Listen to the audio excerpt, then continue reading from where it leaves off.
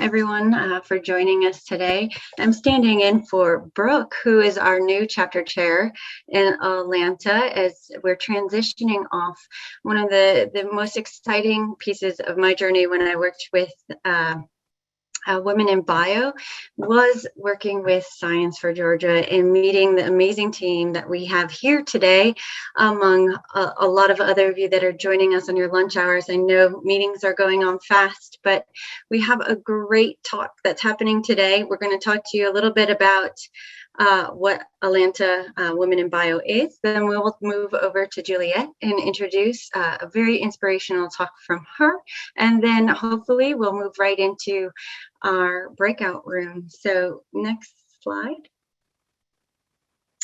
Again, Women in Bio, many of you know, but we were founded in 2002 to support women in life sciences and supporting industries from the classroom to the boardroom. We have programs in young women in bio all the way up to executive women in bio. And most importantly, that mentorship starts at that young age and all the way through with a lot of new programs for entrepreneurs. And again, our mission is really an organization of professionals committed to promoting careers, leadership, and entrepreneurship in women in the life sciences. The next slide. We did talk about this just briefly, but here is the continuum that does occur for Women in Bio. Again, starting at the young age and working through that mentorship, engaging in going through the Entrepreneur Center, executive training, and that mentorship throughout. One of the biggest things in the last year that Women in Bio has really focused on in their strategic planning and execution is supporting diversity and inclusion for women in the life sciences and beyond.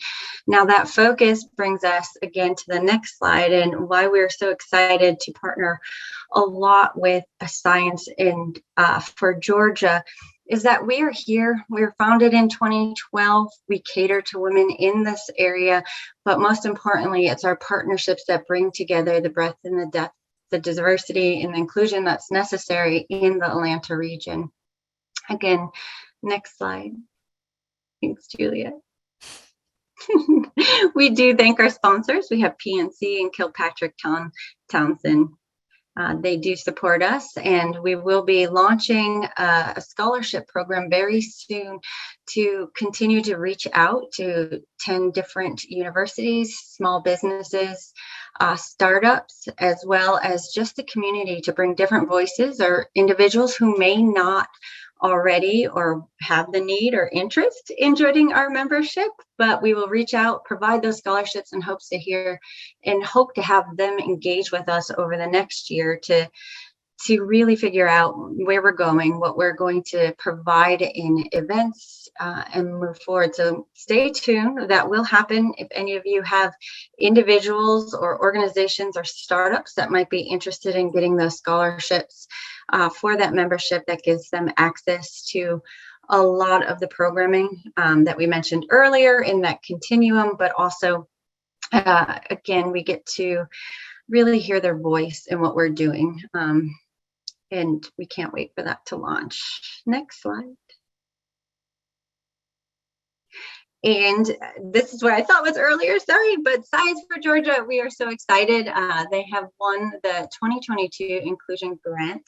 And like I said, I started in working in the chair, and the most inclusive group brought me to the table, brought me to the partnership, communicated for us, did everything to really make us feel like we were a part of the community here in Georgia. And I would say that we are more than excited that you have won this year, and we'll be utilizing your funds to continue on that mission and drive in the area. Again, this award is given to organizations who have a wonderful idea, or they're moving forward with the same ideals that we have in a diversity and inclusion. So is it programming, or if it's in something else, Science for Georgia really stood out this year, and among all of the reviewers was awarded. And we're excited to continue to forge this relationship and support Science for Georgia as we move forward. Next slide. Now we're getting to the best part of today. Before our conversation, I want to introduce you to Juliet Hart. She's the CEO and founder of Hart Chin, and amazing, has a really intriguing background, but also leadership development, consulting, and with scientists in their organization. She absolutely understands these organizations, but what she's going to bring today is one thing. When Brooke had talked about her, she just lights up about the excitement that she's also going to share with all of you, and the knowledge and the inspiration. And so I will turn it over to Juliet at this point to introduce yourself and make sure that you are able to share all the exciting things that we already know about you. And thank you for being here today. Your generosity is very much appreciated. Well, thank you, Kelly, for inviting me and the nice introduction. And I'll share a little bit more about myself. So I'm Juliet Hart. I am currently, an entrepreneur, consultant. My focus is really on leadership development for scientists and their organizations. This comes from having started myself as a bench scientist in academia and working in small biotech and pharma in the R&D drug discovery departments, and then transitioning into the HR side of the world at Johnson & Johnson to realize, how do we develop employees? How do we drive global talent and development?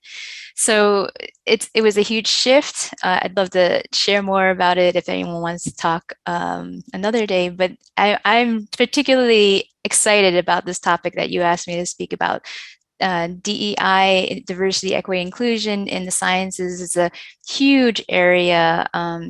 Scientists have no lack of interface with different cultural groups, ethnic groups, diverse perspectives. It's just a foundation for innovation and ideas, and to be able to harvest that and have conversations around it is just a passion of mine. So I'm excited to have the conversation or to speak to you today. Let's see. So I always want to start off with who's in the room. I have a little bit of a Google Doc sharing that I can do in the chat. Hopefully you can access it. I'll pop it up onto the screen share while we're at it. And it's just some simple questions that I ask. I put there my name, one school I attended, I put my high school, or an area of focus that you work on. One thing that you've recently done for fun. I've been working on small Lego projects with my kids. Last time was Valentine's Day. We did some roses. But one thing I really want to know is what strengths you bring to DE&I. So in sciences, we're particularly it's valuable when you're an independent thinker. You really drive your research and your thoughts independently. But once you start building out your research, collaboration is critical. So I feel like that's a skill that I bring forth, or a strength I bring forth into the DE&I space. So I'd love to hear or see, as you're typing in, what you feel you bring to the table, and we can wrap that into the breakout rooms and discussions that you'll have later today. So feel free to keep populating, and also it's optional. Put in your contact information. This is a big networking opportunity, given that we don't get to see each other as much in person lately. But to start us off, I wanted to give us some of a baseline. What's DE&I, right? So diversity has a pretty broad meaning, and in this context, biodiversity we inherently understand is important to the survival of species. So, but in the terms of the workplace in the US, this image mentions the categories that we're thinking about in our own organizations. So these categories aren't coming out of nowhere. US laws have determined that what our protected classes are particularly around thinking about employment discrimination. So US has nine classes, protected classes. It's race, color, religion, sex, national origin, age, disability, And a new one to me was genetic information. And you can look those up in the Equal Employment Opportunity Commission, EEOC website. But if you compare us to France or other countries, they have different numbers of protected classes. France in particular has 14. So they have greater divisions of what their protected classes are. So those 9 are the ones that particularly we think of when we're thinking about in the US. So this image also has an additional statement and our charge not to discriminate. We may be sensitive to being inclusive, so creating safe environments for people in the spectrums of these different categories and having them be included and feel a sense of belonging in the workplace. So I pulled up this image to kind of hopefully help us understand a little bit better what inclusion means. Starting with exclusion, if we're looking at all the same colored dots in the big circle, the exclusion would be the dots on the outside, the different colored dots on the outside of the circle. If we swing to the bottom, segregation is considered another circle of the different colored dots outside of the bigger circle of the same colored blue dots.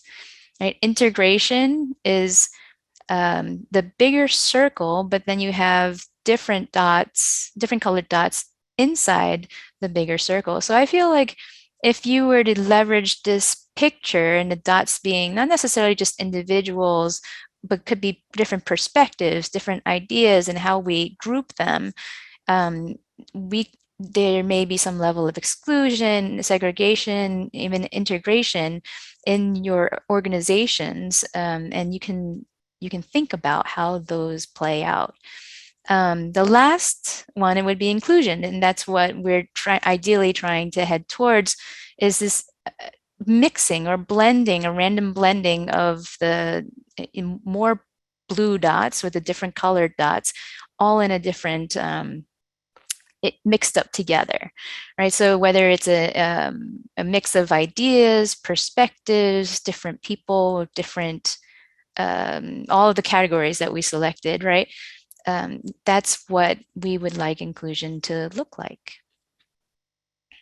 Okay. All right, so then the last term is equity, but before I talk about equity, equality is something that maybe stems before that. Equality is the idea of having the resources, having all of us having the resources to do what we need to get done. And so in this case, this picture, it shows that the bicycle is the resource and giving the same resources to everyone to try to help them achieve what they need to do. But looking at it one step further, equity is thinking beyond just what is the resource, but how does the resource actually need to adapt to the individual? So having the resource, considering the individual's particular needs or a group particular needs, how do they need to adapt the resource so that it actually is functional for them? So in this case, in the person in the wheelchair, how is the bicycle adapted to fit the needs so that they actually can achieve and utilize the resource of the bicycle, that they can leverage it? And in the case of the other people, they've adapted the bicycles to the different physical needs that the people have. So it's that additional consideration of what are the individuals or individual groups needs, particular needs, so that the resource needs to adapt to them, so fit to them, so that they can utilize it to achieve their goals. So hopefully that's just a really high level of the three terms that we're using today, and hopefully we can dig a little bit further into discussion late in the breakout rooms. But I'd like to I brought up this picture, which I found recently, and for the last few years, I've been working on just talking to all sorts of scientists in different areas, whether starting from grad school and to corporate worlds or startup or what nonprofits, all the way into the executive levels and into retirement, all the whole gambit, and asking them questions about their paths and their motivations and where they're going and what they're doing next.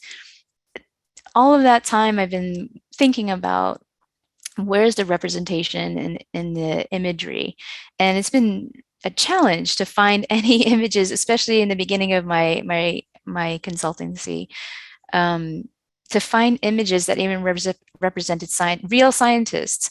And then as time goes on, and only in the recent maybe year or so, I've been finding more images of women scientists and then scientists of color in the imagery. So we're progressing in a way where we're seeing more diversity in the representation of scientists. And of course, we need the diversity of thinking in science in order to create innovations. But I bring up this picture particularly because there's not a lack of the imagery, or there's not the lack of things that existed. It's just that we didn't bring them to light. And it makes me question, for the things that you're doing, it's not that women weren't participating maybe on a small level, but historically women have been participating in science. We just never mentioned what their contributions were. And now huge lists are coming out of what women scientists have contributed, what people of color have contributed over the years, and they were just brought up now. So for your personal contributions, think about how are you going to highlight them, and instead of waiting for someone to dig and look for it, how are you going to highlight the contributions that you're making or your organization's making? So I'm not the only brain in this meeting. I have a few of you here, and I'd like to also pick your brain. So in the chat, I'd like to get your ideas on what are the benefits of DEI in science. And with your contributions, I'll add some of my thoughts around it too. So feel free to pop some thoughts into the chat.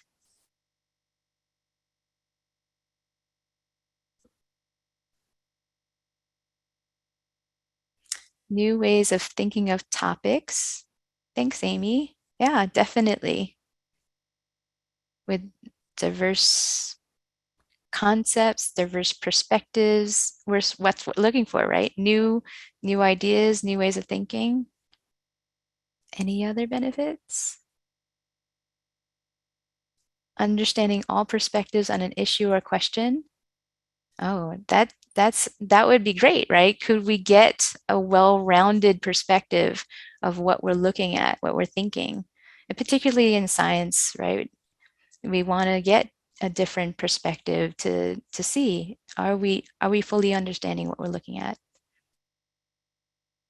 Lewis says greater access to talent. Definitely from the organizational perspective, DE&I, specifically recruiting to get more diversity in your population and then reflect the population, your community into your organization.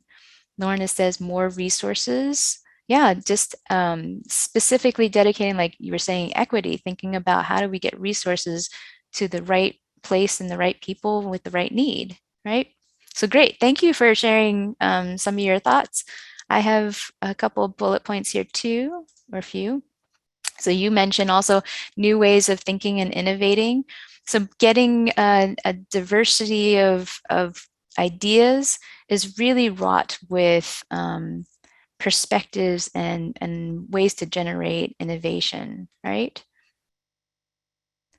So diversity is also helpful in gaining knowledge about not just others, right? Asking questions about others, what are their needs, what are their thoughts, but it gives you insights to yourself as well. Because if someone else does something so differently, then, why do you do what you do? Or how do you do what you do? And maybe there's a different way of doing it that works better for you. You'd never know until you ask.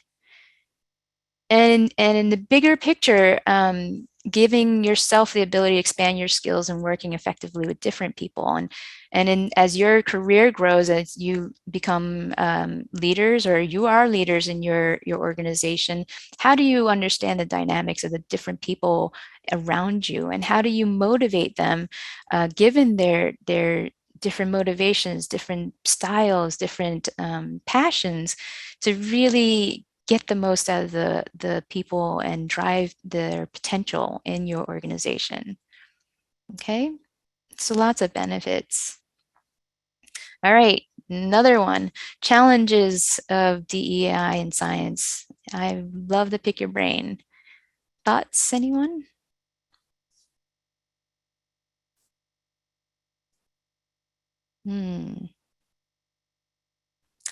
If it was so easy, why wouldn't it be all diverse already, equitable, and inclusion existing and in the way we all hope for it to be?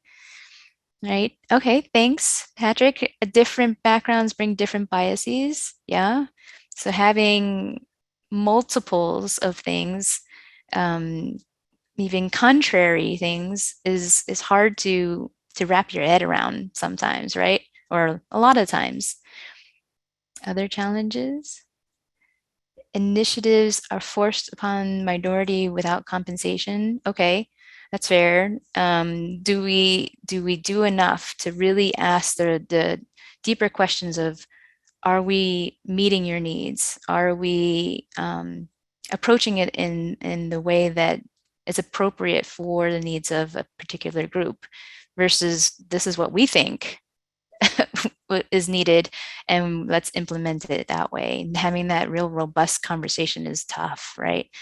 So there's definitely challenges in the DE&I space. Thank you for your contribution. So, oh, tokenism, yeah, that's a rough one, right? So so challenges, it takes time, right? Someone mentioned the recruiting process, bringing people in, but bringing in lots of people with lots of diverse perspectives takes time to, one, listen and think and hear about all the different perspectives, absorb it. What are you going to do with it? How are you going to work together and work forward when all these different perspectives exist? It takes time to absorb it and digest it and then make something actually form. Now, the reality is you'll probably have quite a bit of conflict because they're different perspectives. You can probably have opposite, contrary perspectives, and what do you do from there? But that's the beauty of it. When the conflict is just the starting point, when you can talk out the different perspectives, find some resolution, find the what can make sense at the end, that's where innovation really lies. Innovation is not this stepwise process that happens, in a nice, clean way. Innovation happens when conflict is resolved and the end product is something better. So it takes time. It needs to be intentional. So it's not going to automatically happen that I walk around and say, "Hey, you give me my total opposite opinion, and I'll think about it." That's going to be a tough one to digest in general. It's something we had to build up a muscle to do, and then admitting you don't know what you don't know, right? That's that challenge all the way for as an individual to just say, "Hey, I don't know. Can you help me to, you and I have worked together. Let's figure out what we don't know together," right? Lots of interesting challenges, but all to good results if we can get through them. All right, so what can we do about it? And I'll go through this quickly so that you have time to chat more with each other. Invite the different perspectives. If nothing else, I've talked about in the diversity, there's going to be even counter perspectives, different perspectives. Invite them to have that conversation, and with the idea that you'll have some conflict, but if you can figure out those gems at the end of the conflict, that's real innovation. When we're talking about it, it's hard to hear the different perspectives and not immediately say that just doesn't make sense. So be prepared to explain, what's your values in all of this while you're hearing the other person, because you're asking the other person to explain why they think the way they think. But then you should also be prepared to say, oh, well, I have also an equally important perspective, even though it may be different. So, prepare yourself for those deep conversations of why is this important to you, but not be defensive about it in a way that you're literally looking for just to understand. And then question your judgments and assumptions. That's really the biggest trigger point, right? When someone says something or does something and you're immediately like, that's wrong, or that's just craziness. Why do you think that? What is it that triggered you to think that just didn't make sense? And then, what's the perspective of the other person, that there's justification in their mind that it works? You'll be surprised that we can have completely different value systems, but still both be right. So nothing easy about taking those paths as an individual and going down those routes, but this building these skills and the capabilities, not only as an individual, grows your opportunity in the sciences and your personal lives, but your capabilities as a leader to really expand on other people's perspectives and abilities. So like I started in the beginning, my skill and strength I love to bring forward is collaboration. Even though that individual independent thinking is truly valued in the sciences, working better together is really important. And nothing has demonstrated it more than how we pulled forces during the pandemic to really work together to help all human beings, right? And I love this picture. And the purpose of all that we're doing is that we can help and perpetuate our future, to help the next generation to grow and thrive and be the future leaders that we know they can be. So with that, I just want to say thank you. It was really, lots of things to talk about, but hopefully gave you lots of things to think about. And I look forward to having more discussions. Thank you.